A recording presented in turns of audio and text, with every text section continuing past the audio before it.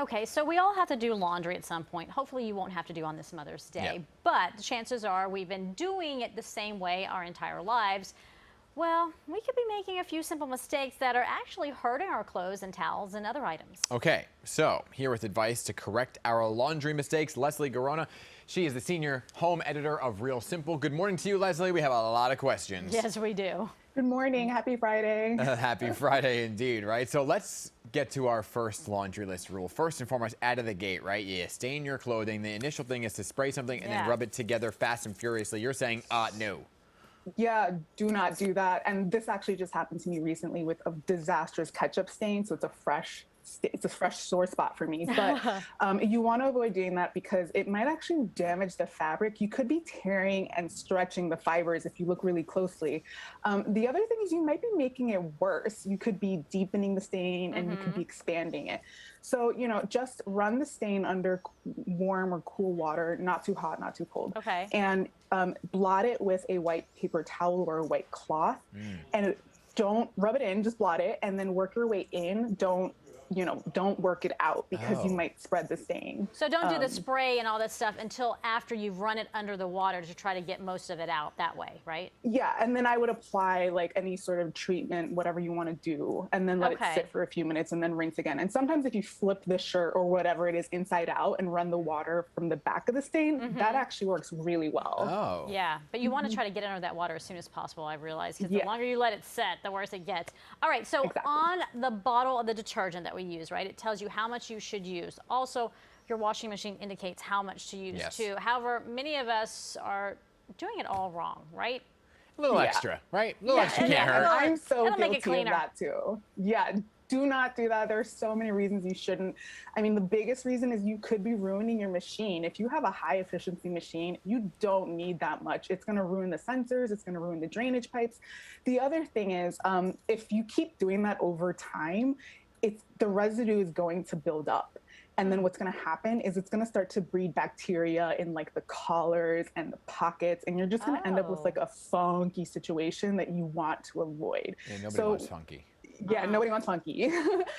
So I suggest eyeballing it. You can probably cut your laundry detergent in half. Really? And then, adjust accordingly. So don't go to the line because it shows you a little fill line. Go half there.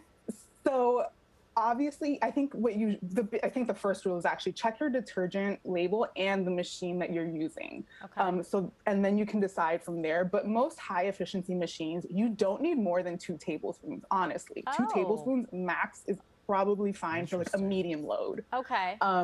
Yeah. So, but like, That'll save money. and if you have hard water, you might actually need more detergent. So that's another factor that you might want to How do you know if you have hard water? Well, you got to check these things. Yeah, you can probably go online and look up your community and see what the water situation Ben said if you knock on it, it'll make a noise. No.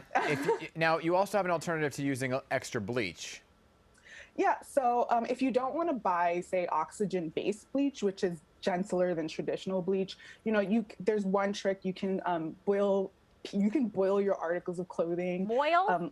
Boil it, yeah, with socks, with your socks and your underwear. You can do that with a few lemon slices. However, I prefer this other way of doing it. Go through your medicine cabinet and pull out the hydrogen peroxide. Make sure it's not expired. So if you add about a half cup to a cup to your dispenser or to the drum filled with water and your clothes, never add it directly to the clothing. That actually is a very good alternative. Think about it. Hydrogen peroxide is a lightening agent. You find it in toothpaste, and it's safe. So you can do you put that with the detergent in that little slot? Or do you put it in the other slot? I would put it in the slot that's dedicated to the bleach. Yeah. To the bleach. Most dispensers have that. Okay. Wow, I just learned something new. That's fascinating. Now, this has been my problem because I want to fill that machine up because we're going to get the one load here. I don't want to do 2 or 3 loads, but that's actually problematic, right? Yeah, if you add too many clothes to your machine, it's going to strain the machine. Yeah. I would recommend doing 2/3, keeping it 2/3 full, 80% max. But there is like an order to the machine, there's an order to the way you put your clothes in, especially if you have a top loading machine. If you have a top loader, you want to put your clothes in, fill it with water, and then add the detergent. In the past, I think the order was different, but detergents were different, machines were different. The order is different now. Okay. Because if you put too much in, I mean, I noticed this. I should know because everything comes out wrinkled, and I was like, why is it all wrinkled? Because I put too many clothes in there. Yeah, and it also doesn't rinse properly if you put too many clothes in. Okay. Okay. Right. Real quick, lightning round. Drying loads back to back, yes or no?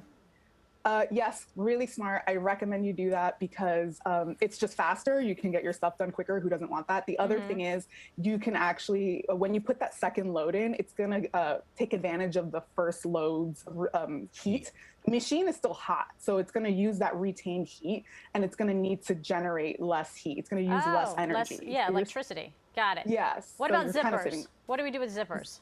Zippers, always zip them up, and then with buttons, always unbutton them because you might actually create they might prematurely pop if you're leaving them buttoned up in the wash. This has been some great advice. I don't ever zip things up. Yeah. Okay. Wow. Now here's the thing. Betty, well, we're doing in the it wash. Betty doesn't even know there's a.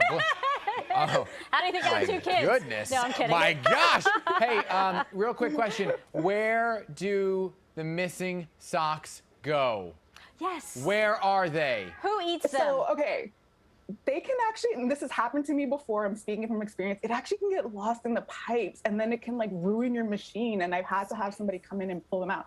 But the other thing I've noticed is sometimes they actually end up in like my jean legs. Has that ever happened to you? You'll find it like 3 weeks later. My machine is hungry. Eat some. I've found them in pillowcases before. Yeah. Wow. That's where it is. Always put them in a mesh bag if you can. That's what I prefer to do. Don't cram that either because then they won't get cleaned properly. Very good. Hey, you've been great. Thank you for all these tips. Thank you. I'm a failure at washing clothes. Me clearly. too. Me too. All right, thanks for the tips. Next time you come over and I'm gonna be boiling. I'm gonna just have a big pot. With lemons. It's gonna be socks and lemons. Hey, here's what we got for dinner tonight. Okay, for additional details, check out the latest issue of Real Simple on newsstands and online right now. There you go. She made it simple, that's for sure.